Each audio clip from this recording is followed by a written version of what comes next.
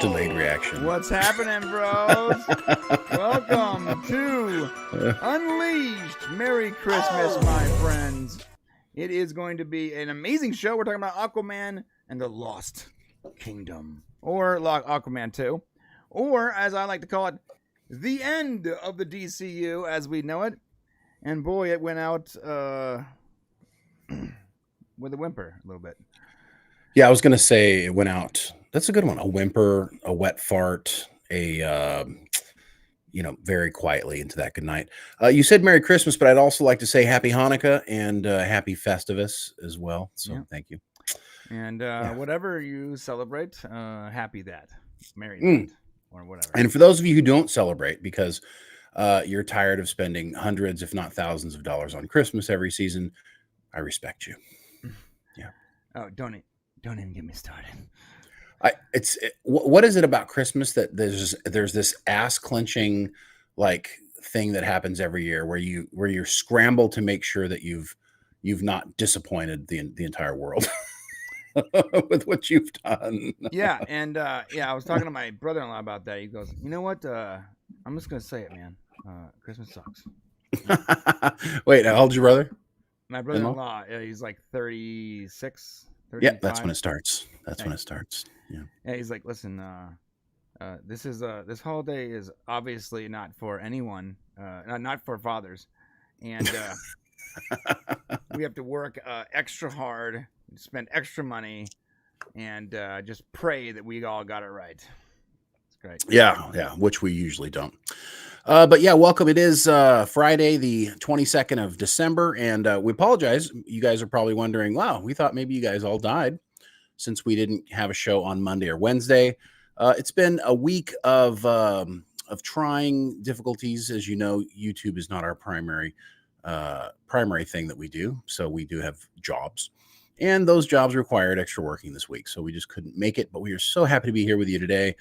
I went last night to see Aquaman at 10:40 at night. I need to stop doing this to myself, honestly. Yeah, I agree. And so we're going to talk a little bit about that. Brian, anything else? We're also talking about some, it's interesting that as news popped out right when Aquaman came out, we're going to talk about how Jason Momoa fits into the new DCEU, whatever they're calling it. Yeah. I don't know. So much to say. Also, Vin Diesel is being sued for sexual battery. I gotta be honest. I'm surprised it took this long. I'm just gonna say it. Remember, it's all about family. They keep it in the family too. Apparently, it's all about family. Yeah. What does that mean for the next 16 Fast and Furious movies? Who knows? Who knows? Also, a special weekly weird Christmas edition coming at you hard today. So that's what we're talking about. Oh, and yes, thank you, Archmage. We are going to be talking a little bit about Rebel Moon. Oh, we are going to talk Rebel Moon. Absolutely. Yeah. Rebel Moon. Yeah, that's a lot to talk about today. Yeah, we're going to talk Rebel Moon. We're going to talk Aquaman. We're going to talk Rebel Moon. We're going to talk ridiculousness. But yeah, so real quick, Brian, you want to explain the stream hero, and I will attempt to place Aquaman and Rebel Moon into my... Yeah, the stream hero is pretty simple. Top left, you see our name, Popcast Unleashed. We have a health bar, and as you super chat and or tip, it drops that health bar way down. And when it drops it down, you eventually take the place, and someone has the ability to drop you off. Whoever is on that spot the longest gets the mystery T-shirt. Nice. Yeah. So we're talking Aquaman, and I didn't get to send this over to you, and I'll try to work on it while we're doing our stuff here. But I need to fit Aquaman into the best movies of 2023. What can we say about Aquaman? First of all, let's just go ahead and say that Aquaman is. Let me give you guys a little brief here on what's going on. Aquaman and the Lost Kingdom. Its runtime is just over 2 hours, 2 hours and 4 minutes. It's directed by James Wan, written by David Leslie and Johnson McGoldrick. James Wan, and of course Jason Momoa, who has writing credit on the script, which doesn't surprise me the least bit. Aquaman balances his duties as king and as member of the Justice League, all while planning a wedding. Black Manta is on the hunt for Atlantean tech to help rebuild his armor. Orm plots to escape his Atlantean prison. And what I have learned from this IMDb recap here that I just gave you is that they also do not give a shit about the movie either, because like none of that is wrong. correct. Yeah. Like most of that is all of it's wrong. No, Aquaman balances his duties as king and is member of the Justice League. This movie, you would not even know he's in the Justice League. All while planning a wedding. There was no wedding. And while Black Manta is on the hunt for Atlantean tech, Orm is not planning to escape his Atlantean prison. Where did this come from? It's ridiculous. Yeah, I think that was written by the first screenwriter they had. He must have written it and sent it in, and before they switched over 14 times. I know what it is. The studio didn't come in and correct it like they did the rest of the movie, so that they could completely ruin this terrible Aquaman and the Lost Kingdom movie. Anyways, I'll let you.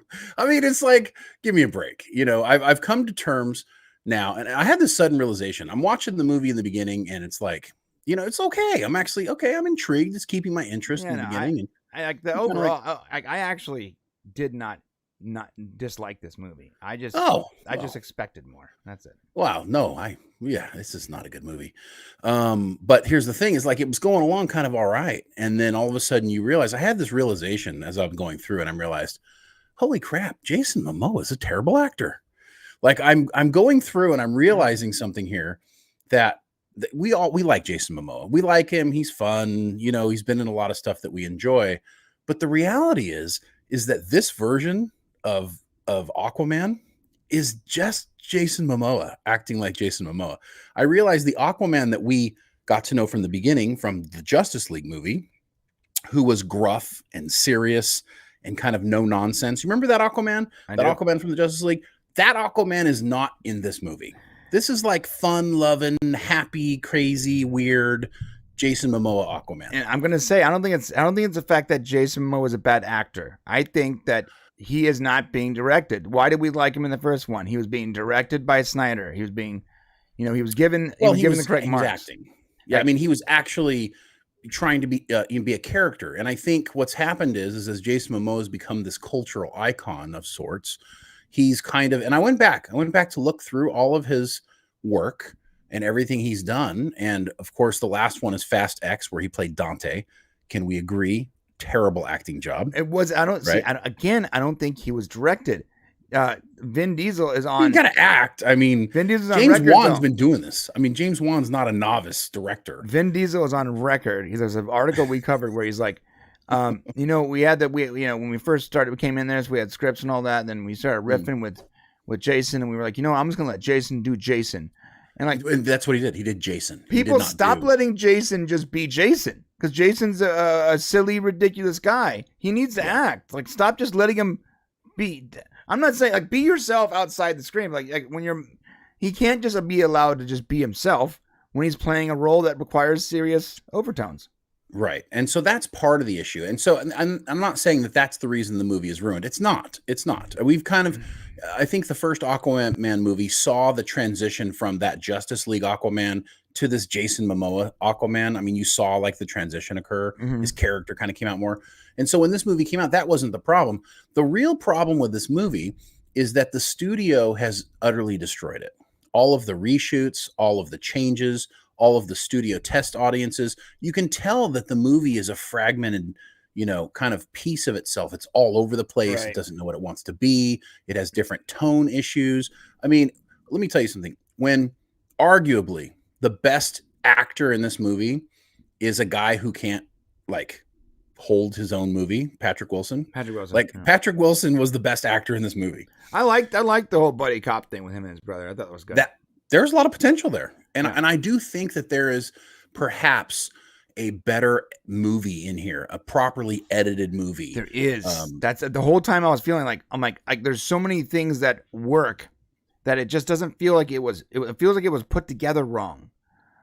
Yeah, it feels like one of those puzzles where you're like moving. You remember those puzzles where you're like moving the shapes around, like Mm-hmm. you're stuck in the block and you're trying to make them fit, and like, well, it kind of looks like it fits, but it doesn't fit. I mean, you can tell with Amber Heard, like they were trying to like avoid all the trouble with her, and They so they cut like her cut down her so role down. much. Yeah, they cut it down to like bare minimum.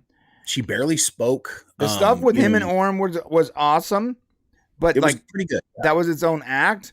Like they obviously have chemistry where like I don't think him and Amber really have a chemistry, to be honest. Well, no, he doesn't like Amber. I doesn't think like he her. testified against her, didn't he? He I mean, did. I Yeah, think he took Johnny Depp's side. not only did he testify against her, but he also came on set he came onto the set one day dressed as as Captain Sparrow.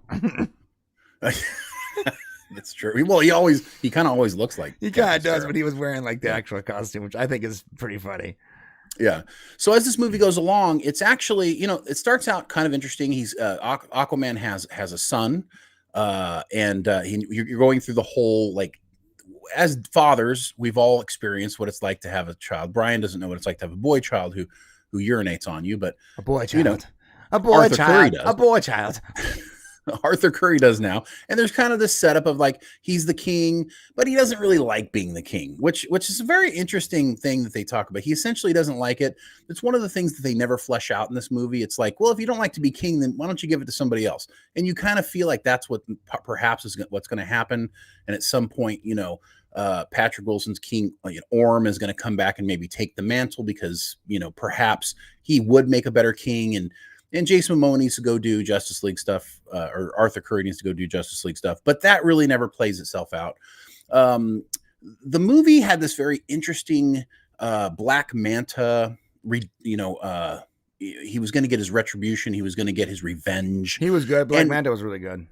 Well, he was good in that element of it, but then he gets, taken over by this other force. And of course, which superhero movie is not going to have, world-ending implications? Yeah. This movie would have been so much better if it could have just been Black Manta, finding some power that could, elevate himself above Aquaman and perhaps beat him. I felt the same way. I'm like, why wasn't it just like Black Manta finds some ancient Atlantean tech, and he uses that to go after Atlantis and of course Aquaman.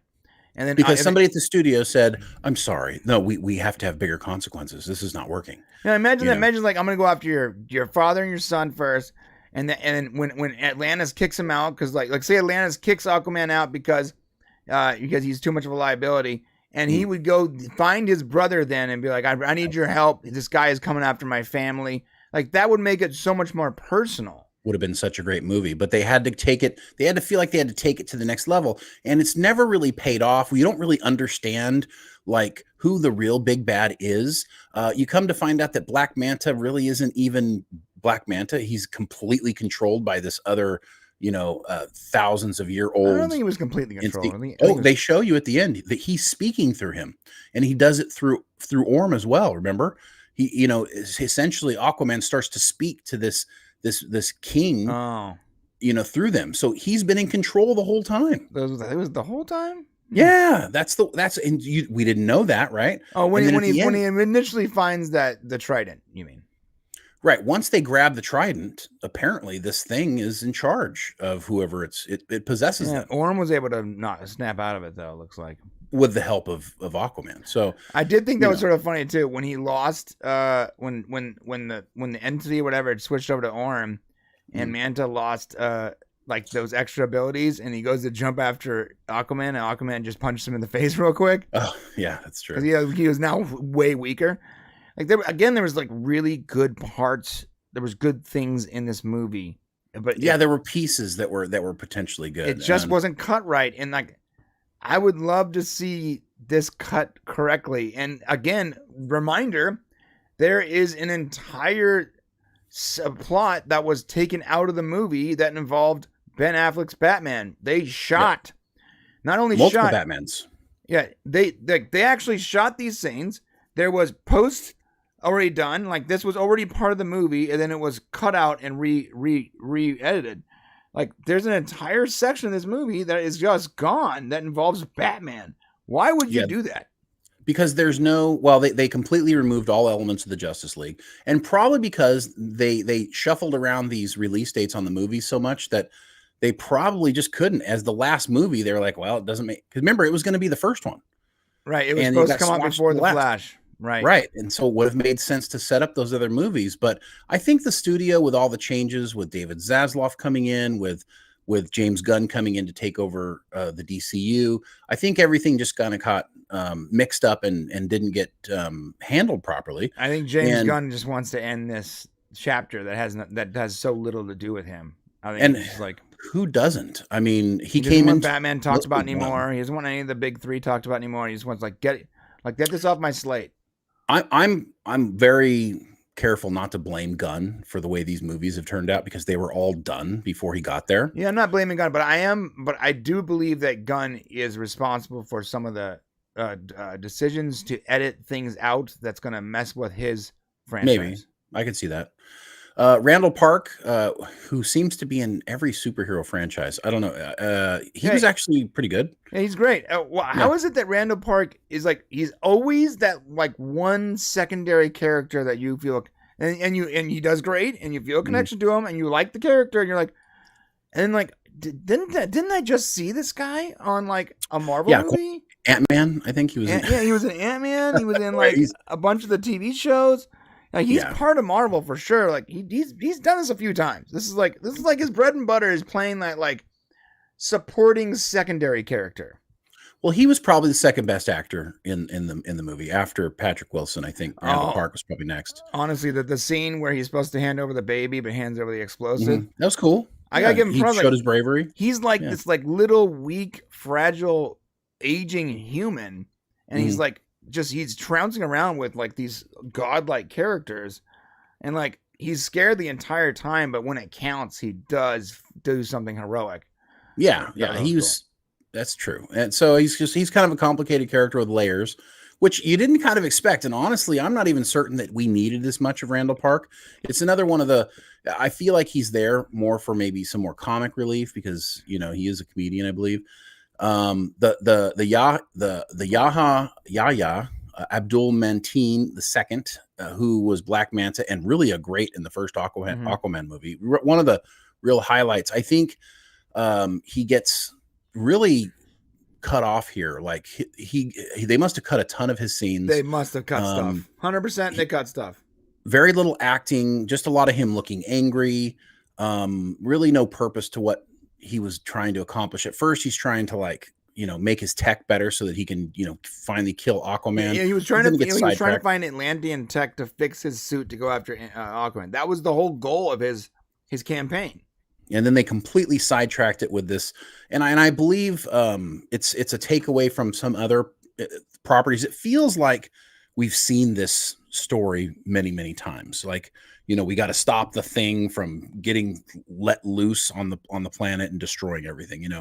It's just one of those kind of typical boring. Also, tropes. I remember this was supposed to be about the trench. Initially, it was supposed to be about the trench, and they even teased the trench in the first movie with remember that awesome shot of the boat, and then the lightning flashes, and you see that those just a string of creatures coming up out of the boat. Yes, those were from the trench. I thought he was gonna find some. My thought process was he was gonna find a tech. He was looking for tech to fix his suit. He finds that tech, but he also finds the ability to sort of or maybe he finds some kind of technology that allows him to control the trench in some way. And then that would have been cool. And that's why you need Orm. And the Orm, look, I didn't know I needed the Orm Aquaman team up, but boy, did I need that. That was great. That was really cool, but they failed with the whole There's so much happening in this movie where they just explain what happens instead of show us. There's a lot of that exposition. A lot of exposition. When Arthur goes to find Orm, right? He has to cross the desert, right? And he kind of explains how he's going to do it, and then the next scene he's just there in his chamber. It's really weird. And then all of a sudden they kind of take off from there. There was so much cut off. I think you're right. They cut out the Batman stuff. I believe they cut out a bunch of stuff, and they probably sort of jiggered in this subplot, this plot with the whole global warming thing. Well, of course. No, but I don't think it was about that though. I think that partly they probably maybe he found that ancient power source, and he was going to use that to power up his suit and become super powerful. And like I think they sort of like spun off that. Well, we got to get rid of Batman. We got to add to. We got to make the stakes higher. That kind of bullcrap. Yeah, I would be curious to know what I really want to know what that first script was, because it felt to me like you had this movie that was that Black Manta was badder than, came back bad enough to beat Aquaman. And that was your story, because you feel like at one point it just makes this left turn and it goes into this like, king that was, from the past and, destroying the world with, with global warming. Right. So it's like the studio was watching it and said, stakes aren't big enough. And I believe they just basically had this movie going in one direction, and then about halfway through just decided to go a completely other direction. No, you're right. And that's probably what happened, honestly. Yeah, it's funny. The acts don't fit together right. It doesn't. It feels weird. It feels disjointed. Yeah, it's like here's like, let's say there's 4 acts, and every act is tied together with exposition. Not like they're not actually. It's not actually tied together properly. It's almost like it's like a writer who wrote different chapters of his book, but there was like 5 years of space in between, and he had to right. I have another idea for this. Let me just quickly tie this next chapter to this first chapter real quick with a quick intro. Like, yeah, what it also felt like? It also felt sort of like playing a video game. Like, imagine it's like, when you play a video game, like the story is like, let's say the story is good, but like it's in parts, Yeah. And like once you beat the first part, like it's only move on to the next story. The next part, the next part is like only tangentially connected to that first one, and it only includes some of the same characters, and only a few of your actions from the first part actually make it way, and it makes its way into the second. It felt like that. And on that note, though, it felt also like people were complaining about the graphics. I actually liked the graphics a lot. I thought they were cool. It didn't bother me. I like the world. I like the deep or whatever it was called. It's sort of rad. Again, so much to explore there, but like it was like such a quick little thing. And I found out Martin Short plays Kingfish. He did, yeah, which didn't really amount to much, but yeah. But like, I'm watching that. I didn't catch that. I know Martin Short's voice. Like his voice is so specific to me. I don't know why would they hire this guy and then change his voice so drastically? Change his voice or not let it be known it's Martin Short, right? It should have just been use Martin Short. That's a good point. Yeah, why? That's a good point. Like, I don't know. We're gonna hire who is like a famous voice. Let's go. We're gonna hire Vin Diesel, and he's only gonna say "I am Groot." Oh wait, they did that. They did that already. Well, so we're going to hire Morgan Freeman, and then we're going to raise his voice 6 octaves. That's true. Yeah, and here's another thing that bugs me is like the Atlanteans. Like literally, the surface world would have no shot against them. After watching Nicole Kidman, who had a small role, and watching her tear apart, like rip metal off of machines, right, and destroy things. I mean, the amount of strength and power that these Atlanteans must have. Is that correct? Is that how that's supposed to go? Yeah, the royalty, like that royal bloodline, like, yeah, like so, like Mira, Aquaman, Orm, like these people have superpowers, basically. I see. Not all the Atlanteans have superpowers. So it's not just I always thought it was just Aquaman. No, yeah. So Aquaman comes from a long lineage of these basically superpowered kings of Atlantis. That's why he's so strong. So yeah, Nicole Kidman, who's changing, her looks are changing so much. It's really hard to tell who she is sometimes. Like you go, oh yeah, that is Nicole Kidman. Yeah, she's getting work done for sure. She was okay. She's still a super hot older lady though. Dolph Lundgren had a little bit of expanded role as King Nereus, and he was okay. But yeah, so that's pretty much it. It was a relatively, here's what I would say. Sadly, it might be the best superhero movie of the year, if you don't include Guardians of the Galaxy 3, which I'm not sure is a superhero movie. No, that's science fiction all the way. Yeah, I don't know. It's sort of science fiction too, but it has superheroes. It definitely had more potential. The Flash, might be close to it. But... What you said though, it like this is how bad this year was. This was like the best superhero movie of the year. Like Probably. there was a lot more. There was a lot of good. So to be fair, here's the good things. There's like 4 stories here, and 3 of those 4 stories are really interesting. They just don't fit together great, but they're really interesting. Mm. Some of the characters are really fun. Some of like the extended characters, like Togo, like the Oh, yeah, that was a positive I had. I did feel like they added a lot more to the universe. So I Right. felt like I got to see more of the inner workings of Atlantis, which is Right. something we hadn't seen before. So that was like there is a lot of potential here. Yeah, It's Togo is just like ultimately a disappointment. an engineered octopus basically that can like it's very cool. And the way he saves in the end, like so cool, like his seahorse sort of cool. Mhm. Like I Yeah, said, we didn't get enough of the seahorse. You know, there you the saw deep like was cool. flashes of Yeah. what it could be. There's a longer movie probably here. It probably should have been 2.5 hours and edited properly. Yeah, I want to see the Snyder Cut version of this where they actually like tie everything together properly because they clearly cut a lot of stuff out, like a lot of stuff. And you know what it is with DC? It's very weird. Why is it like every other DC movie we go, where's the right version of this? Like when we watch Batman vs Superman, what is missing from this? And they come out with the Ultimate Edition. We're like, oh, there it is. We found it. We watched Justice League. Something's missing from this, right? And then the Snyder comes like, oh, we found it. Awesome.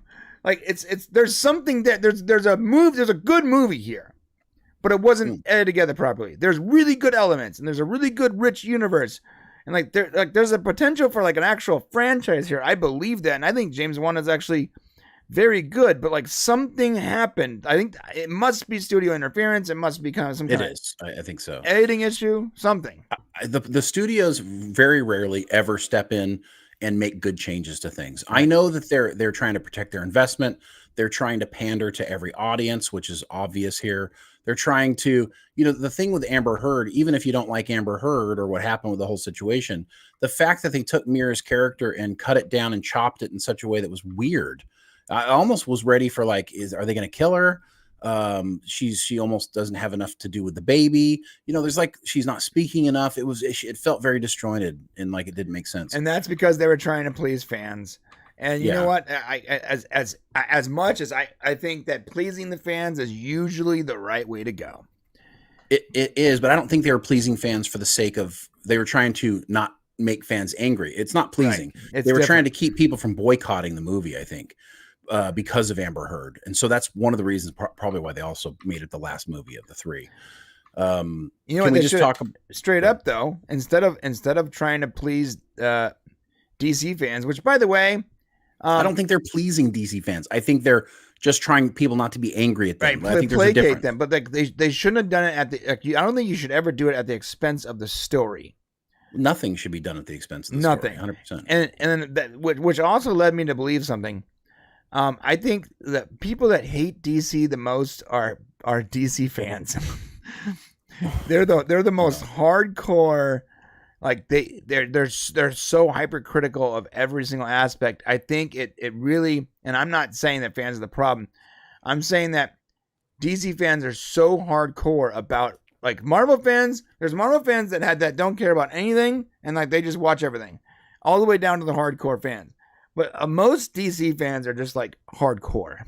Yeah, DC fans are not the problem. The problem is studio interference. I'm saying yes, you're right, but it's a studio interfering by taking Mira. And I don't like Amber Heard. I'm not an Amber Heard stan, but like she's already in the movie. Her character's already part of it. Like it's done. Yeah, it's done. Like make it work. So cutting her out and hurting the story in order to please people that are hate her is very not a good idea. Yeah, even and I don't if think you they hate that woman, I don't care how much you hate her. Like that's the whole point of the story. Not and like I said, I don't think they're trying to please. I'm going to be very careful with these words because I think there's two ways you can take this. They're not trying to please people who hate her. They're just trying to keep a boycott of the movie from happening because there was a big push to basically boycott the movie if she was in it by a bunch of fans, which is ridiculous. I mean, who cares that she's a piece of shit human being? She's in the movie. Too late. If they would have cut her out of this movie, the movie would have made even less sense than it did. She could not be cut out of the movie. Right, she's literally the mother of the kid. That's the centerpiece of the point. Someone's like, why don't you just recast her then? Oh, well, then they'd have to reshoot the whole damn thing. Reshoot the whole thing, which just cost them more money. It just wouldn't have worked. Just who gives a shit? Let me tell you how many piece of shit people are in movies. Lots of them. lots of really terrible piece of shit people who I don't agree with are in movies. Most of them. And there's no point in just, it's silly to say, I'm going to boycott this movie because it's just stupid. So, realistically here, yeah, if you knew the true intentions and personalities of most of the people you like, you wouldn't like them. In Hollywood, right? Yeah, no, you're right. Like they don't believe the same way. Like they're arrogant. Like we've seen it. We see it when actors play themselves in comedies and they're total massive douchebags. That's not a joke. Yeah, like I don't agree with Robert De Niro. I can't stand the guy. I don't like him. But he's an incredible actor. I'm not going to not watch his movies because life is too short. Anyways, so the whole point here is that I think, like what Brian said from the very beginning, which was one of the keys for this movie with me, is that I think the DC extended universe went out with a whimper. In fact, the end credit scene, there's one end credit scene here. And instead of having some sort of like nice goodbye or some sort of heartfelt, like that's the end and thank you for, being a great fan or whatever, it's Orm, call back to when he ate that cockroach. When he got me to eat the cockroach, I thought that was funny.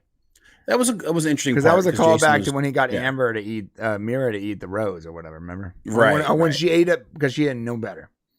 Well, and also because Arthur was making fun of his brother. He was giving him a hard time. Right. Like it was supposed to be a joke. He's like, oh, he liked it. But the callback, it's like there was no point. It's almost like the end credit scene in The Flash where Aquaman is just like passes out drunk in the water. Like what was the point of that? Like there was no. These end credit scenes, they need to stop.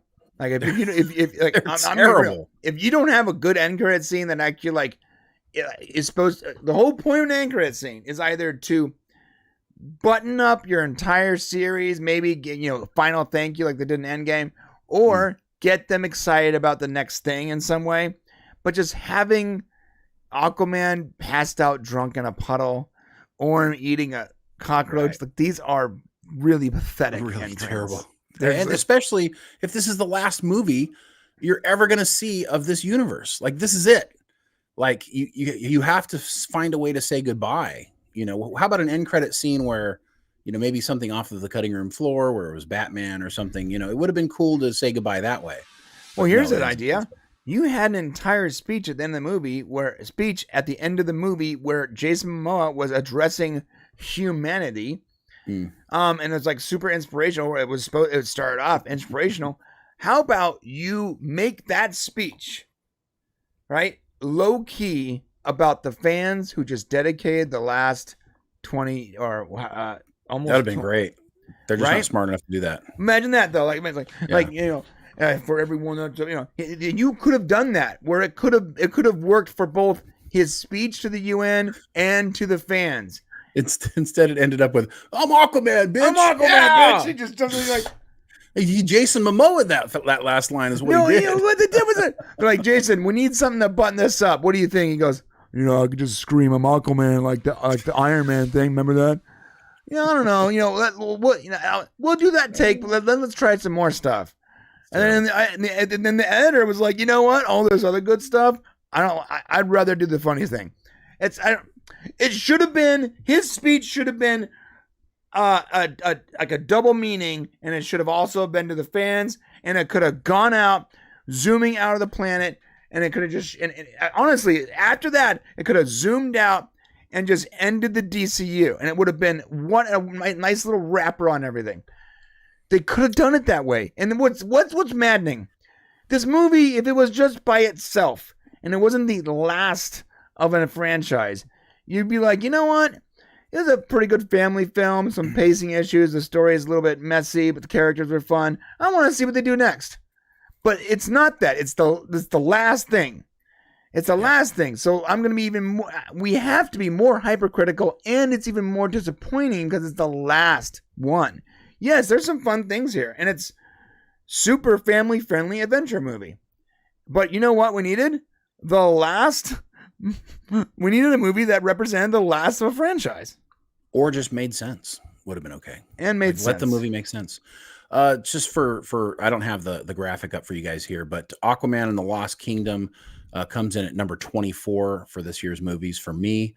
as far as, how much I liked it and how well the movie was made. And that comes in just ahead of The Flash at number 25 and the Woody Harrelson movie Champions at number 23. So that's all I got to say about Aquaman. All right. Well, we're not done with Aquaman yet. Because we do have No, we need to please be done with Aquaman. I do not want to hear about Jason Momoa going on to Jason Momoa, another character. Real quick. Okay, I don't want to. I need a break from Jason Momoa. Just quickly address this because DC studio boss says Jason Momoa will always have a home at DC, even if Aquaman is over. If it's that reeks of, oh my God, he has star power. People want to watch him, and we don't want to lose him. Yeah. If it's the end of the journey, fine. If it goes on, also fine. Fuck you, man. What does that mean? Wait, do that again. Please read that again. Okay. If it's the end of the journey, fine. If it goes on, also fine. That is so milquetoast. That is so. What does that mean? It's the most non-committal thing I've ever heard in my life. So this it's totally non-committal. This is Peter Safran, who is one half of the head of DC. Him and James Gunn. That was his movie too, by the way. And that was his movie. And he says, if it's the end of the journey, fine. He goes, both Momoa and Safran are waiting to see how big of an audience Aquaman and Lost Kingdom pulls in after definitively calling it the actor's swan song as the superhero. Jesus Christ, guys. The original Aquaman movie grossed $1 billion and became... I have a hard time reading this. This is what he said. When I think of Jason in this role, he is the definitive Aquaman. He's redefined it. It's been an 11 or 12-year journey for him, and a lot of the audience doesn't realize that he was cast so long ago. It's kind of redefined him. When we look at this role, he was known as Khal Drogo, and now he's really Aquaman. What the fuck's the difference? There's no one rides horses and one rides seahorses. That's a difference. Khal Drogo speaks Dothraki. Right. But he's essentially it's the same person. He said the truth, and this is what they said about Aquaman. The truth is, I mean, if the audience loves Aquaman and Lost Kingdom, then there's a possibility. But right now, I'm like, it's not looking too good. I love this character, and I would want to play it for a long time. I kind of see where I would want to go. But even in the next 10 years or so, there's a lot of cool things they can do. And I do enjoy the role and the world. So, I mean, if it comes down to it, if people love it, God damn. Don't let this guy write anything. Well, here's what we got. So far, from Rotten Tomatoes, we have a 35% rotten score from critics and a 76% audience score. What I will tell you is in this case... So you're telling me there's a chance? No. So what I'm telling you is in this very rare case, the critics got it right. I don't know if they got it right. You got to read their... The critics got it right. This is a terrible movie. No, it's not terrible. It's not terrible. Terrible movie. I will tell you, do not spend your money to go to the theater and watch this movie unless you're bored and you really have anything else to do. There's so much better shit to watch. Hey, better than Killers of the Flower Moon. Way better than that movie. Hey, better acting in Killers of the Flower Moon, whether you like the story or not. And let me tell you what, this story was not a good story because there is no story. No, but it was entertaining. Hey, let me ask you a question. Manta's ship and all the people aboard it, where they come from? I don't know. They just showed up. That is a great. Okay, it literally said like 5 years later. 5 months later, bro. I'm sorry, 5 months later. 5 months later. Like, Yes. like 5 months passed really quick. Like I didn't feel like 5 months had passed, but 5 months later, and all of a sudden he has like this giant. It looks like a hammerhead submarine, which was a cool looking submarine. Cool submarine with a giant crew. Again, I feel like it should have been 5 years later, or 50 years, something. So many things. Like, I mean, but imagine if they didn't show us his kid at the beginning. Mm-hmm. What if it was, it's picked up right after Aquaman, and he's looking for the thing, and he finds it, and now it's 5 years later, and then you can go into the stuff with Aquaman's kid. I bet you someone can cut this into a better movie. Oh, I'm sure. Well. Because if it was 5 years later, it would make more sense that he found this tech, he got a crew, and now he's coming after Aquaman after fixing all of his stuff together. And in that time, Aquaman also has a child. Yeah. Like, dear studios, here's what we would say. can you just let your creatives create? Just let them do it. Right. Like they write a script, they do it, whether it fails or succeeds, let it be what it's going to be, because I can promise you more movies are failing because you guys are putting your fingers in it. Like, yeah, there's a chance that the movie may fail if you go with an artist direction, but you hired that artist. You hired them to manage and run your movie from the beginning. Let them do their job. Yeah. James Wan is walking away from this, I am sure, saying, God damn, I got paid, but This Jesus, is not working out. This is on me. Right. Yeah, Archmage said something here in the chat that's actually very smart. They didn't remove Ezra and the movie tanked. They did remove Amber and the movie tanked. They should just let the creatives do their thing. Just let them do it. Good. Well said. That's exactly right. But so Shane is being very aggressively angry about the movie. I'll tell you this. I'm not angry. I'm just like, I'm tired of studios wrecking things. And I know I get that. But like, to be fair though, this was the best superhero movie I've seen this year. But that's such a low bar. It's a low bar. They were all terrible. And there is a lot to like here as well as a lot to dislike. And I agree. There's not a lot to like. There's a little to like, not a lot to like. I think the only thing you can like is the thing between Orm and Arthur. That is like the only thing to like in this whole movie. If you have kids like young teens, like they'll like this movie. They're not gonna look. They're not gonna look very hard for the story. They're not gonna like the movie. They're gonna go, What was this about, Dad? No, they won't. No, they'll. I don't know what it was about. Do you know what it was about? Yes, I know what it was about. I'm just saying that the parts. I don't know because it was not clear what it was about. No, it was. The parts just didn't connect properly. Like I'm telling you, the editing is bad. There might be like a 4-hour version of this movie that makes way more sense. Yeah, probably 4 to 5 hour movie. Like and I'm telling you, the 5 months later thing is right there is when it starts bad. You should not start with Aquaman and his monologue. You should start with Black Manta finding the ancient submarine and all that stuff, and it says like 5 years later, and then go to Jason talking to his kid and let him recap his and then that if you just started off that way, if you just reverse those two things and say 5 years later, the movie is like already right there, like 22% better. Yeah, and they got to get rid of that whole king. They got to get rid of the whole like weird, like bigger universe. You can just get rid of that. Like you can make this movie 22% better by switching the way two things happen and adding 5 years to the take. That's it. And I gotta address Archmage's comment here. Better than Spider-Verse and Blue Beetle. You're right. Live action superhero movie. So definitely not better than Spider-Verse at all. It is better than Blue Beetle. Only to the sense of Blue Beetle was like a really boring, terrible movie. No, and it was not boring and terrible. At the very least, yes, I thought about this. It is better than Blue Beetle. Blue Beetle's just kind of right. There's Blue Beetle, but Aquaman had moments of, like Aquaman had these moments, but then Blue Beetle's like, because I think Blue Beetle, like when we talk about things being too large, I think Blue Beetle was too small.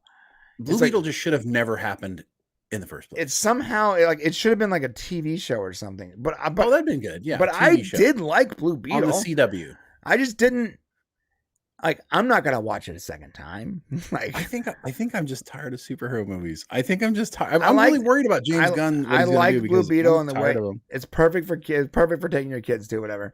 It's a kid. It's very childish. This is a better movie. It fits more ages. Again, I'm telling you, like someone should take this movie and just re-edit it. I can say Blue Beetle made more sense. Like at least there was a full story for Blue Beetle. The story was so thin though; it's not hard to make sense. So it was literally made for like 12-year-olds. Yeah, well, it was. Even with the voice of like the Blue Beetle was like, "Hello, like clearly." I mean, some movies need to be made for 12-year-olds, and that's fine. But that's why like 12-year-olds don't buy tickets. That's why I'm not watching it twice, and that's why you were like, "It's not a good movie." I'll never watch it again. Right. So like ever. Right. It was made. It was clearly for kids, and some good stuff in it. Like, but most of it was just childish. And my kid's got a kick out of it, so I'm happy. My kid liked it enough to ask me for a Blue Beetle poster or whatever for her room. Wow. So. Well, she likes the boy. See, that's what it is. It's not. Yeah, the movie. she likes the boy. Yeah. Yeah. Look, but bottom line, you're right. It's better than Blue Beetle. That's true. And I believe that I know there's a better movie here that just needs to be edited better. Maybe maybe in 10 years when DCU is a wash, they give James Wan a chance to make a director's cut, and it's different. He's like, can I do this the way I want to? Yo, can I just take like the footage we already shot and just make my own version? They already have they even did post production for Ben Affleck's Batman. Like they have a whole act missing, and then they replaced it with this. Weird, yeah. And, then wasted Black Manta. It's terrible. All right, let's move on. All right, moving on. Wow, I didn't know that was going to feel so good to talk about that. Yeah. What do we got next? Well, what we got next is Rebel Moon. Something else to talk about. Oh, Rebel Moon. I'm not done with it actually, and here's what's funny. I've watched 3/4 of the movie. And I don't need to watch the last quarter of the movie because I've already seen the Seven Samurai, and I've already seen Magnificent Seven. I've already seen those movies. And thank you, Zack Snyder, for giving us a space adventure that's basically the same exact movies with a little touch of Star Wars Episode 4. No, it also reminded me John Carter, deeply of Firefly. It was interesting. How? Because of the farming? No, the way their ships move and sort of like the way the society is there. Oh, I see. In fact, I stopped on this shot because this is pretty much the exact shot of the Firefly, the Serenity, as it's moving across in that movie Serenity. When it was moving across the desert, that's the exact same shot. I will say that's as far as it gets to Firefly, as far as comparisons. Well, no, I think the crew, there is definitely a bunch of scoundrels here and stuff like that. Yeah, well, we'll see. Rebel Moon Part 1, A Child of Fire. This is Part 1, so we will have to watch Part 2. Of course, Zack Snyder's... I'm sorry, I gotta stop you there. It's pretentious as fuck to be like... Excuse me, my language. It's cyber pretentious to name your movie... Part 1. I agree. Netflix gave him carte blanche. I'm a little annoyed by that. You know what? Call your movie Rebel Moon, A Child of Fire, or Rebel Moon. Don't be like, you know what? Rebel Moon Part 1. Oh god. Make a Part 2, sure, but the title is confidence that he'll be making it. Well, Rebel Moon, a prequel to what? Well, I think.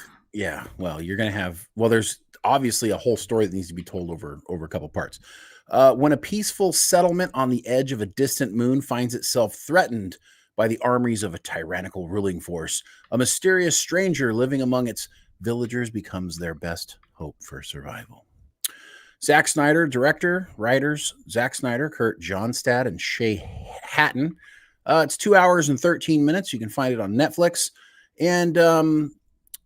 it started actually pretty interesting. I was watching it and I was like, okay, all right, Zach, you're doing okay here. The characters are kind of interesting. You've got these people on a farm. Then the bad guys show up and I'm going, oh, hold on. I've seen this story before.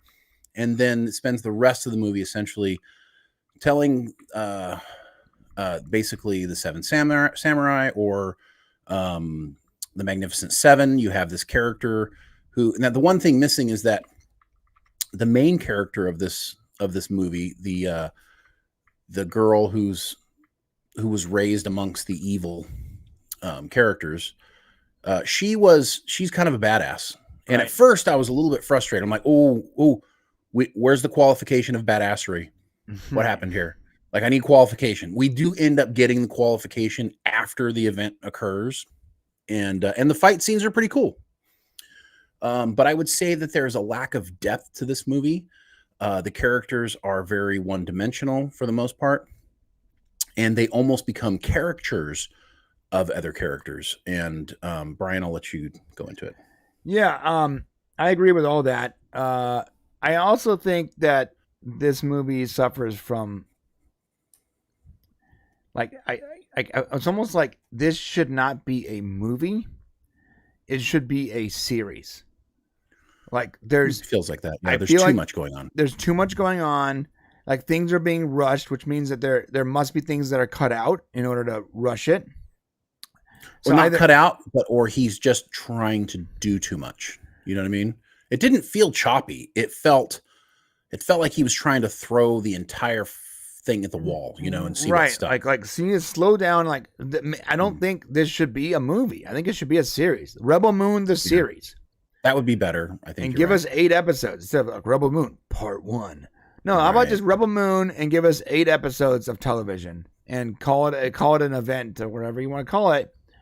But I feel like a lot of people, especially now, a lot of these studios are trying to make movies out of things that really can't be a movie, right? They should be a series. Like they have too much story to tell, but because they also want to be a part of like awards, they want to be a part of a lot of things that can only apply to a movie. Wait. We've talked about this. They're pandering to everything. They want to be everything to everyone, right? They want to be an awards movie. They want to, cater to, younger audiences, older audiences, men and women. They want to cater to, short content, long content. I mean, it's all here, man. And Zack Snyder, he's a really great filmmaker. And the shame of it is like, you want to let him go his own direction and do what he does best. But something's happening here that's not right. I don't know if he needs more time maybe to tell the story. Maybe his modem is he needs 6 or 7 hours to tell something. Maybe that's the problem. Yeah. And you know what? It might be the case that he needs a long, like honestly, dude, the Snyder Cut, the Justice League Snyder Cut is one of my all-time favorite movies. That movie is so good. But it requires the 4 hours to be the good. I think it's longer than that, isn't it? Oh yeah, it might be longer than 4 hours. But either way, like you can't cut that movie down into a reasonable length.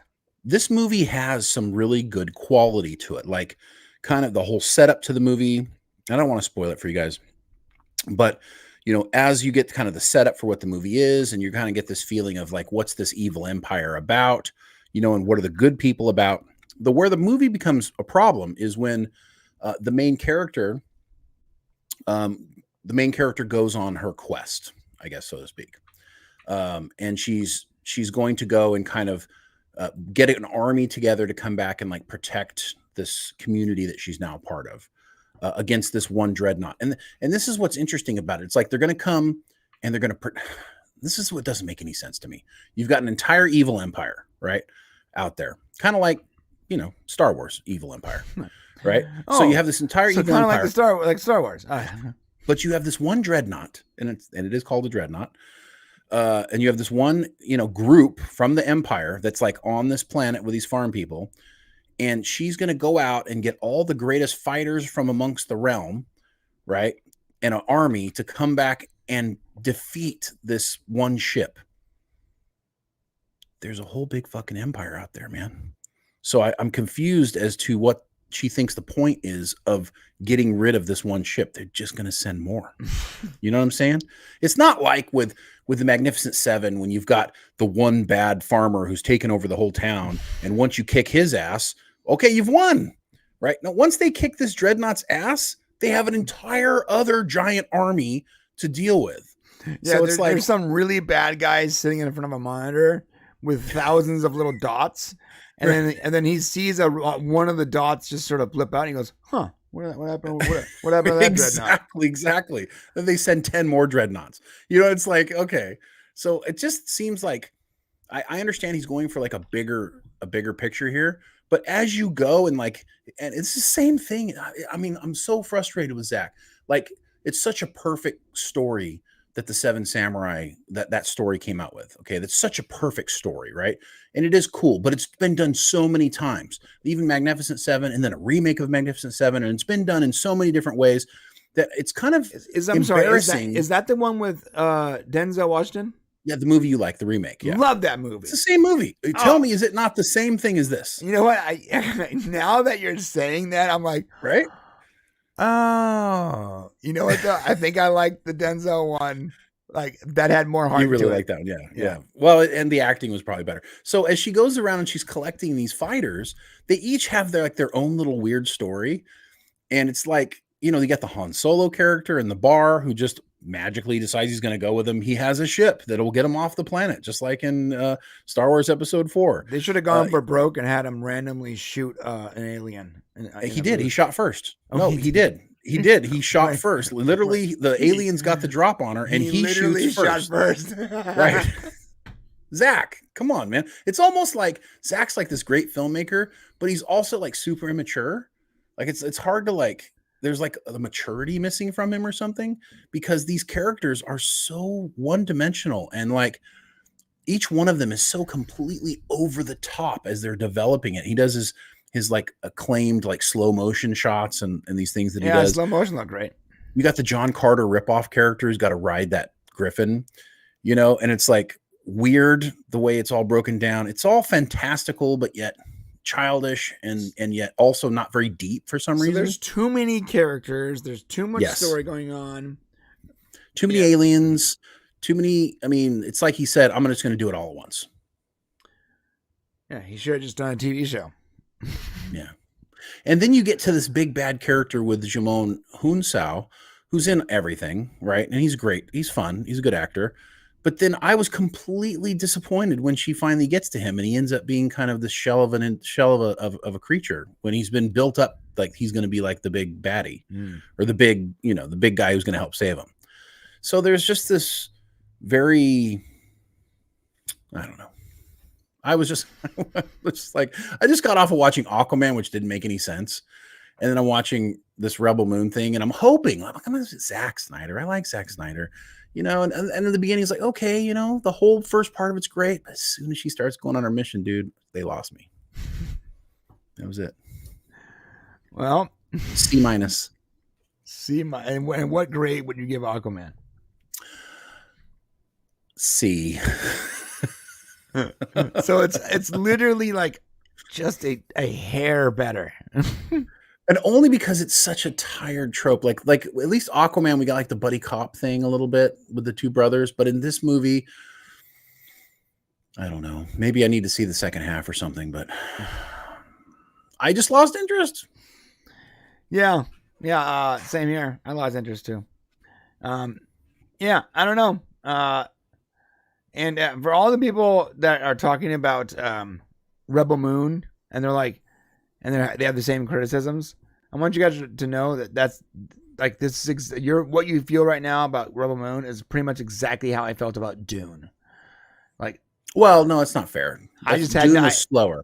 No, Dune was slower. This is not a slow movie. No. What I'm saying, I'm talking about like when you get to the end of it, you're like, I guess there's something good here, but like it doesn't work for me.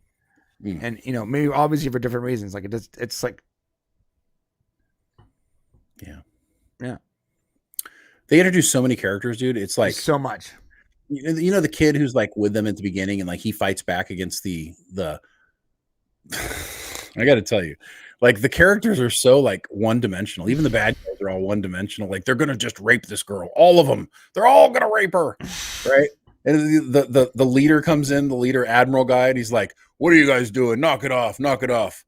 Until I've had her first. and you're like, what the fuck is going on here?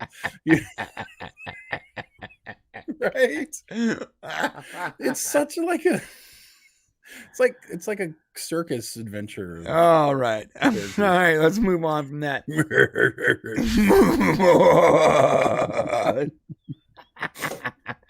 Need to split open that flower first, and then you can have her. Yeah. Speaking of splitting open flowers first, let's talk about Vin Diesel. Jesus, that was a terrible segue. Let's talk about Vin Diesel. Vin Diesel is sued for alleged sexual battery of assistant in 2010. Man, that's it's been a. Did she or he continue to work for Vin after this? Why did it take 13 years?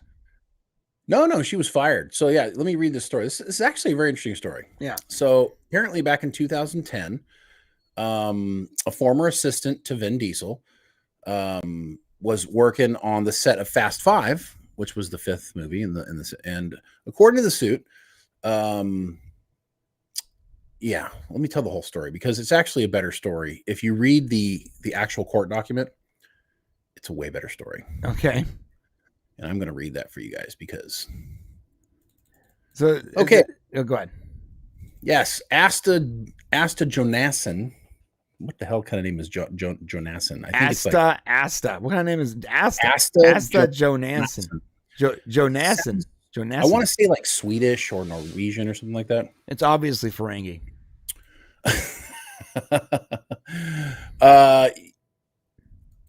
Yeah. Okay. So I got it here. Defendants brings this action against Vin Diesel and One Race Productions. Apparently, that's the production company that runs it. Miss Jonasson is a dedicated TV and film professional who has worked in the film industry for over a decade. In September 2010, Miss Jonasson was hired by One Race as an assistant working directly for Vin Diesel. Her first assignment was to immediately travel to the location for filming for Fast 5, the 5th movie in the Fast and the Furious franchise. Miss Jonasson quickly got to work, organizing parties and catering to Vin Diesel's demands, including staying in close physical proximity to Vin Diesel when he was at parties without his longtime girlfriend with whom he had children, because, as he explained, it would provide him with cover if he was photographed with another woman. This all sounds janky, by the way, right from the beginning, right? So essentially, Vin is out partying with chicks, and he wants this assistant close to him so that nobody can take pictures of him with these women, essentially. Sounds like she's his cover person, right? One night, Miss Jonasson. Right when I read that, I'm like, wait, he wants a beard, maybe? Is that what's going on? A beard? What is that? A beard is like when you're gay, but you're trying to pull off straight. So you hire an attractive woman to basically shadow you. Okay. Gotcha. One night, Miss Jonasson was dutifully. I love it when it's always when the people who are suing somebody else, they make the person look like really good. Dutifully doing her duties. Fulfilling her work duties, including ensuring no photographs were taken of Vin Diesel, who was entertaining multiple women in the Empire Suite of his luxury hotel. So although Vin Diesel had personal security, only Miss Jonasson remained in the hotel suite so the women felt more comfortable. Dude, this sounds so whacked. Like he's got a girlfriend or whatever with kids, but he's hanging out with all these chicks in his hotel room. And then this girl's watching him so they don't take pictures. Okay. I'm just telling you, none of that sounds right. Okay. After the last woman left in the early hours of the morning, so we're assuming they're all drunk, right? What are they doing in the hotel? Well, they're drinking, right? So, Vin has to be drunk, right? Probably. Right. Miss Jonasson was tasked with ushering Vin Diesel out of the hotel before dawn to avoid him being photographed and the paparazzi being alerted of his whereabouts. Alone in the hotel suite with him, Vin Diesel sexually assaulted Miss Jonasson, she claims. Vin Diesel forcibly grabbed Miss Jonasson, groped her breasts, and kissed her. Miss Jonasson struggled continually to break free of his grasp while repeatedly saying no. Vin Diesel is physically larger and much stronger than Miss Jonasson and abused his position of authority as her employer and was easily able to overpower her. Vin Diesel ignored Miss Jonasson's clear statements of non-consent in his sexual assaults. Vin Diesel then escalated his assault, groping her body, dropping to his knees, and pushed Miss Jonasson's dress up, groped her legs, and attempted to pull down her underwear. Terrified for her personal safety, she screamed and ran towards the nearby bathroom. Vin Diesel followed Miss Jonasson, and it does get worse. Oh, God, really? Pinned her against the wall with his body and grabbed Miss Jonasson's hand and placed it on his erect penis. Disgusted by being forced to touch his penis, Miss Jonasson instantaneously withdrew her hand and again verbally refused him. Vin Diesel again ignored her pleas and instead pulled his penis out of his underwear and began to masturbate while leaning against Miss Jonasson and keeping her pinned to the wall with the left side of his body while apparently finishing. I am Groot. I am Groot. I am Groot. Now, of course, this is all alleged. Right. But holy crap, dude. It's like, if any of this is true, what the hell? Why did it take so? Okay, so it's all legend, and It is. It's innocent legend. until proven guilty, my friend. 100%. However, why did it take so long for this to happen? Well, for her to come forward. Right. Well, because a law was put in place that allowed for the statute of limitations to run out. So she actually had to file if she was planning on to file at any time in the future. So what's the reason was there why? a new law for that? Because I actually like the law that there's a statute of limitations on this kind of stuff. Right. Well, yeah, yeah. So it's two things. Like if she was planning on doing it, why didn't she come forward sooner? She probably didn't want to get blackballed by Hollywood, is probably what she thought. But more importantly, she's not going to be able to be monetarily compensated if she doesn't file it now, basically. Right. So there's a little bit of both of that going on. Yeah, and some of the people that when this happens in Hollywood, a lot of the questions that come up they're valid questions like, well, why did you wait so long? And the answer is usually something about like, I wanted to keep working, I still had a job, blah, blah, blah. But then here's the obvious answer if it's not real. Because the longer you wait, the less evidence you have to have, and the easier it is for you to get a fat settlement out of court. That's true. By the way, not that I'm disagreeing or agreeing. I don't know anything about this, and I'm not like a Vin Diesel simp. But if it really happened, I would like to hear a reasonable reason as to why it took so long. Because the longer you take, the easier it is for you to get a fat settlement versus an actual conviction. True. So this is interesting. So after he was done doing his thing, and I guess he went to the sink and cleaned up or something, according to her, it says here, he then walked past her and said, "No one can say shit about Asta," as he left the room. What does that mean? Obviously, the dude's not in his right mind if this is true. That's her name, Asta. Is that her name? Her name is Asta Jonansson. No one can say shit about Asta. What does it even mean? Doesn't mean anything. It's weird. All right. So apparently she was fired 8 days later. So apparently someone could say shit about Asta. I guess he also told her good job. So it was clear to her that she was being fired because she was no longer useful. Vin Diesel had used her to fulfill his sexual desires, and she had resisted his sexual assaults. Yeah. Well, he had a bunch of women in the room. I don't understand what went wrong. Well, if he was going to have sex with somebody, I don't know why he just didn't do it.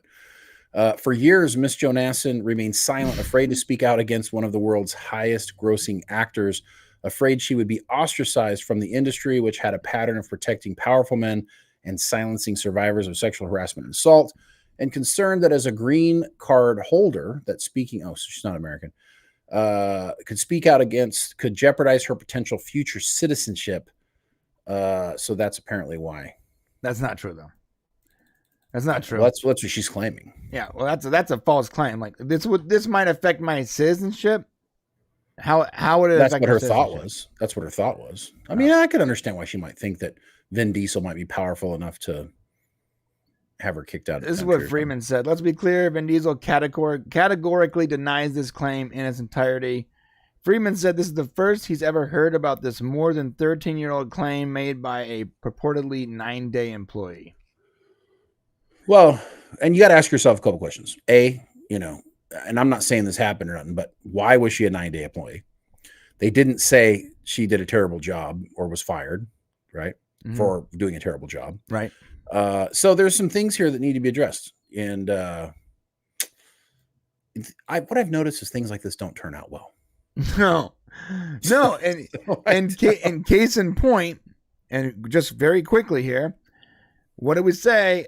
Jonathan Majors has now been dropped by Marvel because shocking, the guilty assault verdict. Yeah. And it's almost like we predicted this 6 months ago. Yeah, not hard to predict. Yeah, we know it was going to happen. And we got to do some super chats because I just saw a giant red super chat hit the chat. Whoa. I'm a little shocked right now. Sorry, my brain stopped working. Kenneth the Rogue for $100. Wow. He says, Merry Christmas. Merry Christmas to you, Ken. You absolute rock star. Appreciate that, man. You know what's crazy? So awesome. I don't even know what's going to happen to the Stream Hero because there is no option for $100. What do you mean? There's no option. It doesn't like it can't. I don't know if it can. Oh, there it goes. It said minus 7,551 HP. You see that? Awesome. Oh, Ken, thank you so much, and Merry Christmas to you, man. We really appreciate the support. It's, as you guys all know, it's been an interesting 2023 for us. The channel is demonetized. It has been a struggle to keep bringing content, and support like that really makes everything worth it. So thank you, Ken, and Merry Christmas to you, and of course everybody who supported us. We appreciate you guys so much. Yeah, what a boss. Thank you, Ken. I appreciate it. Really, from my heart, man. And going backwards here, we might as well do the rest of the super chats. Still. No Money G said, will normies like this movie? That is the question. Anything is enjoyable if you turn your mind off. In reference to Aquaman, I do believe that normies can like this movie. Yeah, I think it's my gonna wife go enjoyed over some it. people's My kids heads. enjoyed it. You know, they liked it. I do. Yeah.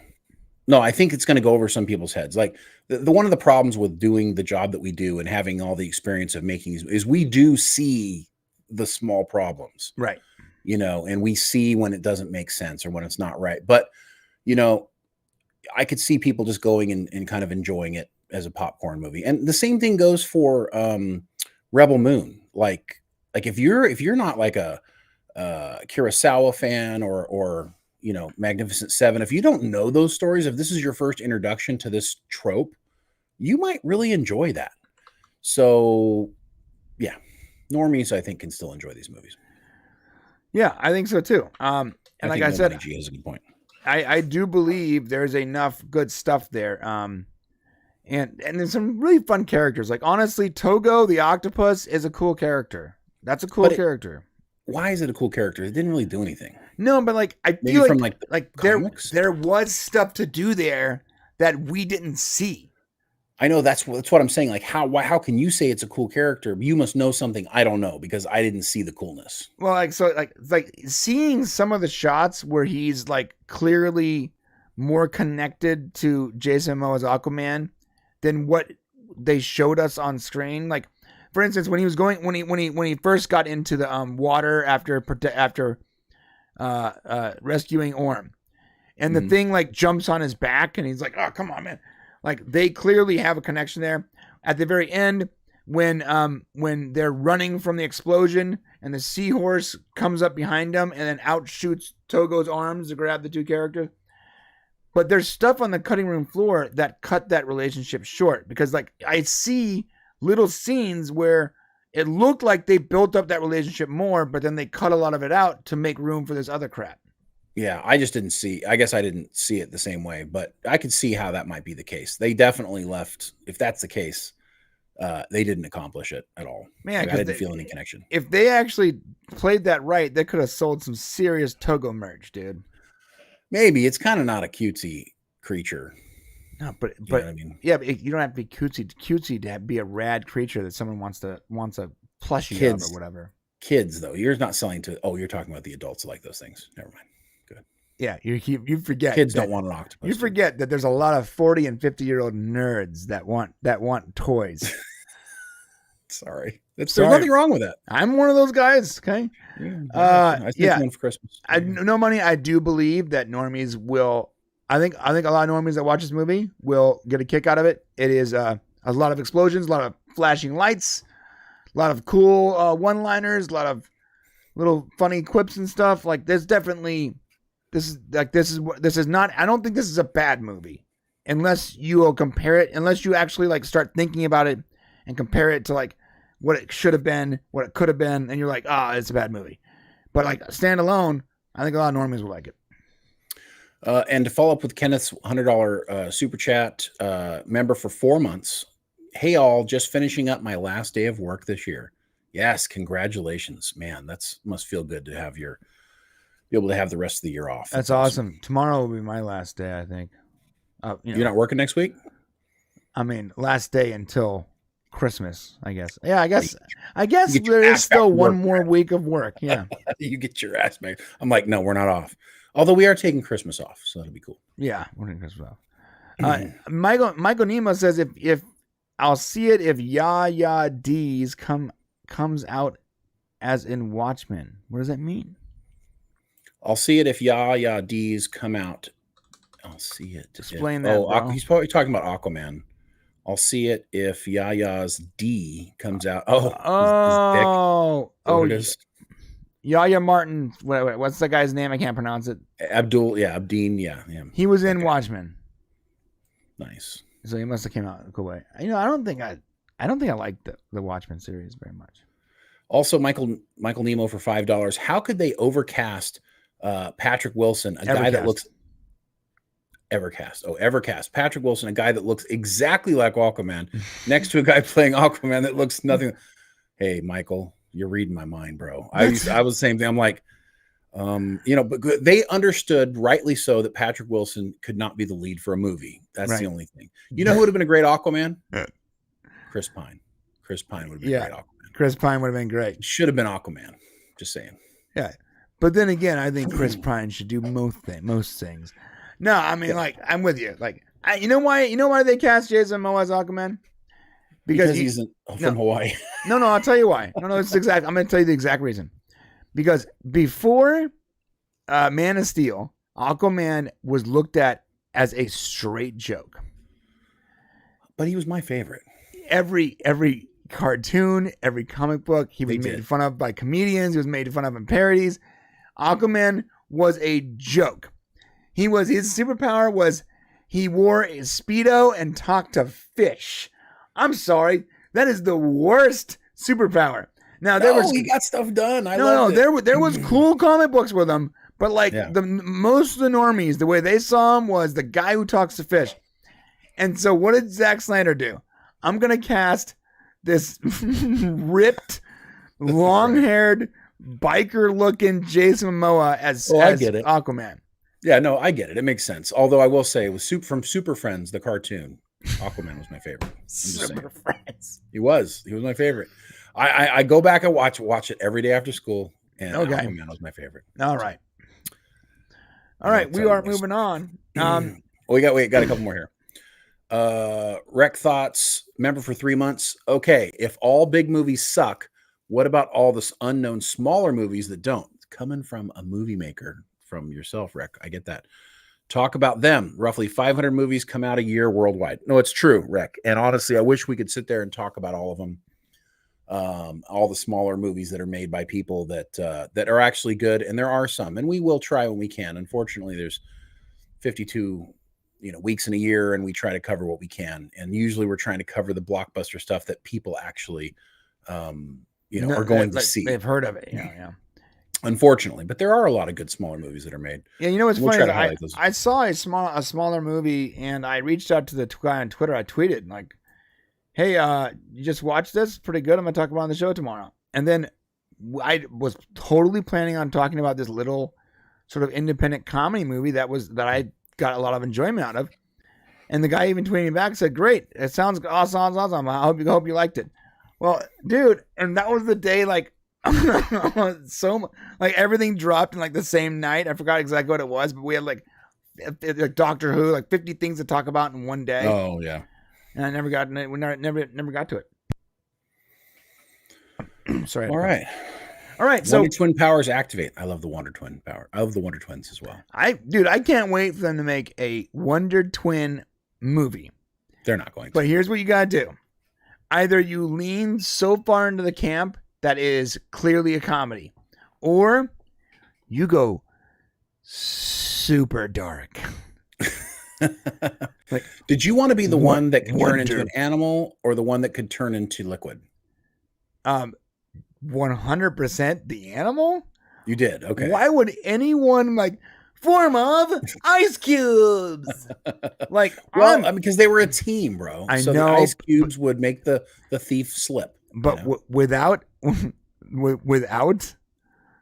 animal, the ice cube guy, completely useless. At least the animal guy can do things on his own. I think it was a girl actually, or whatever it is. All right. yeah.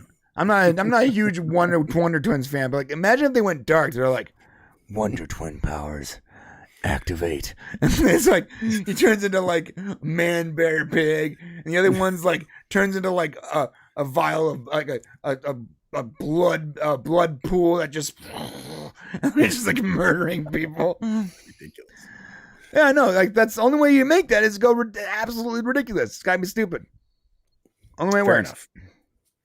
Okay, so before we go to the member section, we got one last thing. We gotta make sure we pay off the thumbnail. And I did promise something: the Weekly Weird Christmas edition. And in this very special Weekly Weird, because we missed the last 3, we get to wait for it. We get to talk about a few stories, and then very quickly because they're all very short. But here's the headlines. Let me play the stinger real quick. I don't want to miss this thing. Oh, I don't have the stinger because my Steam broke last time. Never mind. All right. I'm just going to go right into it. So the first headline we have is man arrested for choking driver who wouldn't stop singing Christmas carols. Oh, dang. That's a good one. Yes. The second headline is grandparents mistakenly buy $10K worth of Disney Plus gift cards instead of Disney parks for their family trip. Wow. New report, risk of penile fractures rises this Christmas. Thanks to Vin Diesel. Thank you. And in the new shocking update, shocking disbelief. Ohio family man files lawsuit after DNA Christmas gift reveals the mix-up. Oh, all right. So, out of those 4, I want to cover at least 2 of them. We don't have time for a poll. Shane, you get to decide 2 out of these 4.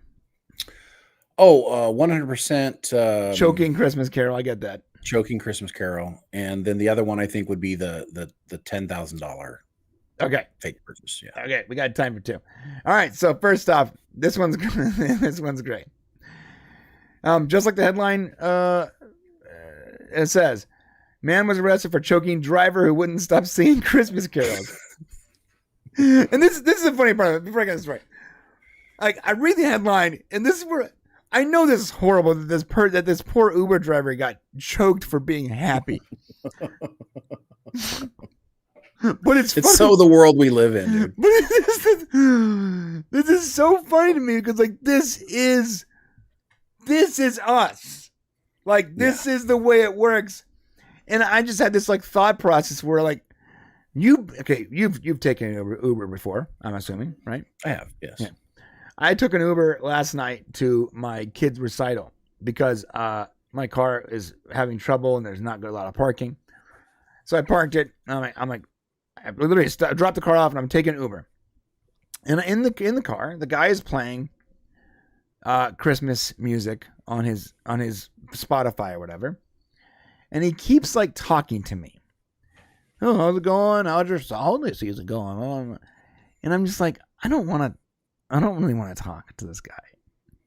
I don't want to talk to him. I don't really want to talk to anyone. I don't like we're going to know each other for 5 minutes. It's a 5-minute trip, dude. I hate that. I hate that about Ubers.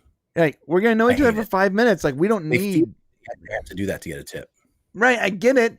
But like we don't need to be friends, and I'm certainly not gonna like tell you what do you do for a living. You know, I was like I know, I felt that. Like I don't look, man. I wish you the best. Like all in all, like hey, Merry Christmas, whatever, bro. But like we don't need to have like a deep conversation. And like I totally can see how this Uber ride would go poorly. Because the guy won't shut the F up. I'm like, my trip was like 6 minutes. Imagine if this guy is on minute 23. You know what I mean? Not saying what he did was right. I'm just saying I sort of understand it. It sounds like something from a movie, which I think is what makes it funny. Right. Like you can imagine that happening. But no, my Uber trips have been every time they ask me, I try to look at my phone. Like here, my signal is, as soon as I get in, I'm like, looking at my phone. And I'm like, and then I'll be like, I make it look like I'm really like doing something I don't want to be bothered. Mhm. It never fails every time. So how's it going this week? You know, and it's like small talk. Okay. I really just one time want to go, can we not do this? I'm going to tip you. I really will. I promise I'll tip you. I'm gonna tip you, bro. Yeah, you know what's funny is when I'm in a really good mood, I'll mess them a little bit. You know, I'll be like, going pretty great, man. Just had my second vasectomy. Oh, so you make it weird. Right. I get it. You make it weird and say like, oh God, nobody's talked to me all week. This is awesome. Yes, let's go. Right. You know, it's like, usually they're like, oh, two, huh? I'm like, yeah, first one wasn't enough. I'm extra virile. You know, like I just say things that are like borderline, like they sound like the right words, but like they're sort of ridiculous and don't make a lot of sense. Yeah. Like, what do you do for a living? Well, you know, little this, a little that. And I do that with the voice, and I'll like look at them in the eye.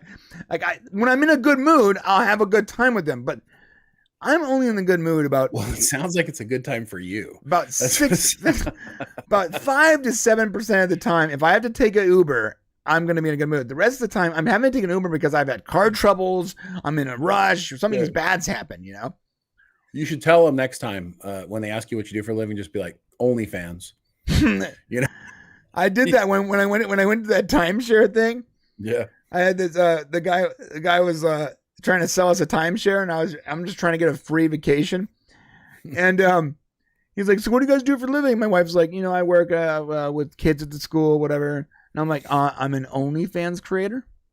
I was like, oh, what's that? I'm like, you know, it's like sort of like YouTube for adults. And he goes, oh, that sounds pretty cool. You gotta give me a link to that. I'm like, I absolutely will give you that link.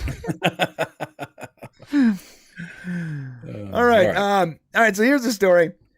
A man is behind bars in the Allegheny County Jail after accusations that he choked another man for singing Christmas songs. It was 9 a.m. Monday when a state trooper was waved down and told by that there was a possible medical emergency on Route 28. When he got to the scene, the investigators say the trooper spotted a Chrysler Town & Country minivan parked on the shoulder and two men on the other side of the guardrail. According to the criminal complaint, the victim told the trooper he was driving the minivan with his passenger, a 25-year-old Clayton Lucas. The victim told the trooper that Lucas reached around his seat while he was driving and began choking him. Shut up! What if the guy was actually like a serial killer? Right? And they just got they got confused with the idea that he was singing Christmas carols. There's a movie in here somewhere. I can feel it. There's 100%. 100%. That's dope. All right. So that's enough of that. But there should be a movie. Yeah, the movie should be. I like that. Like, let's go like dark comedy. And like serial killer getting a ride. He's not going to kill this guy. Right. Like I'm not going to kill. I'm not going to kill. And then all of a sudden he starts singing Christmas carols. And it's a holy jolly Christmas. Yeah. And he's like, and then, like as he's singing, like the music can like you know when the music drops down, but it's like you only lose the highs, you can still hear the lows. It's like he's like holy it's been spread all year. Just loses his vein. It's popping up. He's like his hands are moving without his knowledge. Yes, and he ends up killing him anyways. Yeah. Oh God. All right, second one was, I feel sort of sorry for these people. Grandparents mistakenly buy $10,000 worth of Disney Plus gift cards instead of the Disney parks. Holy crap, what are you going to get Disney Plus for the entire town? Yeah. Holy shit. Here's the deal. Why would you need $100? Why would you need $100 Disney Plus? Why does this even exist? Does Disney Plus have a merch store or something? No. I was thinking the same way. Like, why would you need $100 of Disney Plus? It's the gift that keeps giving. Dude, it's like $9 a month, bro. It's a whole year. Like Disney Plus gift card. Wow, that story is a big story right now. Is it? Yeah. Why would you give a Disney Plus gift card? You're right. This is weird. And like there's different denominations of the gift card. Like you can get ones that are like from $10 to $99. Yeah, why isn't there just like month or year? Like, there is a $25 to $200 Disney Plus gift card. For what? For what? The ultimate gift for Disney fans. The Disney Plus gift card is their ticket to streaming the best stories from Disney, Pixar, blah, blah, blah, blah, blah. What do you get? Your Disney Plus gift card can be used towards a monthly Disney Plus subscription where you can stream, or your gift card can be used towards a Disney bundle subscription and you can stream Disney Plus, Hulu, and ESPN Plus with exciting entertainment. The item is a physical card and cannot be shipped internationally. Available. Dude, it's just for streaming. It's just for streaming. It's literally just for streaming. So here's the they cut off the TikTok thing. Let me see if I can find it. Yeah. There's only 1 star review on these gift cards, so people think it's stupid too. What is wait, I'm sorry. What is the 1-star review? What is like? I don't understand why I purchased this. Here it is. This product is a scam, more like a grift card. No value, terrible product. You cannot use this gift card to buy their service as you see fit. They only allow you to use it on the most expensive monthly option. I bought one to give as a gift, and all it did was give someone an expensive hassle that they could use on their annual subscription. That's pretty funny. Okay, so here's the TikTok that made this blow up. Morning, everybody. I just wanted to provide some updates, some clarifications. Number one, yes, Disney has contacted us. They contacted my parents. Oh, this is like the update. I'm not gonna read. No, I'm good. All right, so let me read exactly what happened here. Then we can move on. All right, in a series of TikToks, Andy Colston explained that her parents were planning a big family trip with all 16 family members. To save money, Colston's parents decided to buy $10,000 worth of Disney gift cards from Sam's Club, and pay for the trip with those. Jesus Christ. Gift cards at Sam's Club are often discounted up to 25%, meaning for every $100 gift card you buy, it would only cost you $75. That's pretty good grift.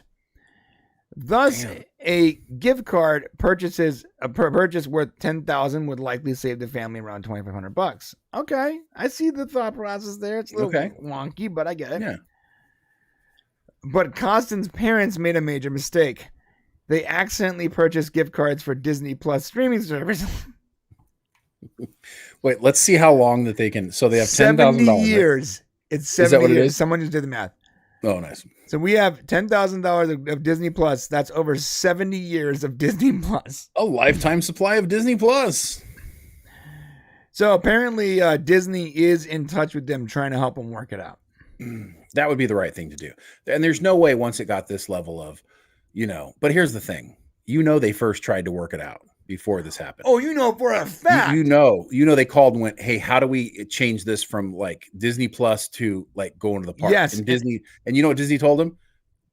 Go pound sand. No, and I saw that in her original TikTok where like you can't get in touch with customer service, you can't get anyone on the phone, no one responds to your emails.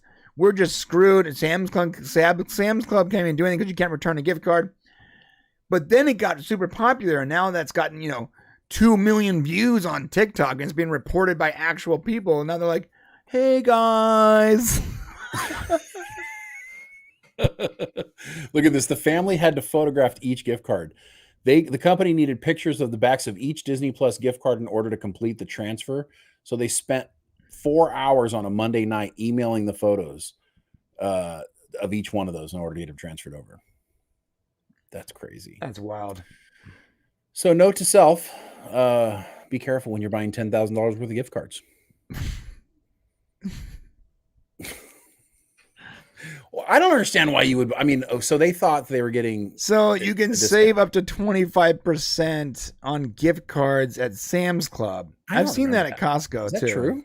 No, I don't think you get a discount on those I've cards. seen that. Yeah. I've seen that too. I'll show you.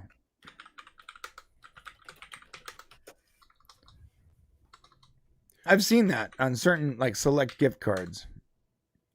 Up to 25% saving gift cards. Right, because you want to know why? When you buy like say no. $100 gift card from Sam's Club, like they're like Sam's Club is selling that $100 gift card, but they're making money on it too, and sometimes it's up to 25%, so they can offer a discount, and you're still getting the same amount of money. So like, let's say Disney's not getting that full $100; they're getting $75. Good point. All right.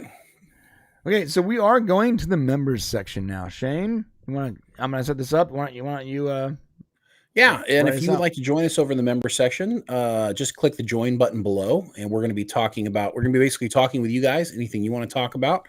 A lot of interesting stuff going on. There's a lot of stories we didn't cover, including the Paramount Warner Brothers potential merger, which is kind of a big deal. But right now it's all rumor, and it's probably something we'll talk about more next week here live, but we might talk about that in the back end as well as a few other things going on. But yeah, so hit the join button. It's basically like a half a cup of coffee a month, and you can hang out with us. It'll be a good time. Hang out with us. If you say it that way. It's a good time, everyone. We'll talk about what everybody's getting for Christmas. All right. We'll talk about our dreams, our hopes, our desires. What we want for Christmas. Our wants and our needs. I just want the Dolphins to beat the Cowboys on Sunday. That's what I just want to go 1 week, and I'm not going to tell you what it is yet. 1 week. Just that's it. 1 week of something. I'll tell you in the member section. So wait, you want to just go 1 week? Go away in 1 week, and I'm going to tell you what that week of something is. All right, listen, I'm going to the member section. We love you guys. Thank you so much. Thank you, Kenneth the Rogue, for that awesome present. You're the man. And thank you, everyone. And the stream winner. And the stream winner, yep. And everyone that supports us, we really appreciate it. You guys are amazing. Please come hang out. We are already live on the Prime version of this, and we're gonna go live in the next 10 seconds on Unleashed. So if you want to be a member, hit the join button and click on the channel so you can see it pop up. Love you guys. See you in the member section. Oh, you know what? If you're not coming to us, Merry Christmas. Merry Christmas, and we'll see you guys on Wednesday. Yes, sir.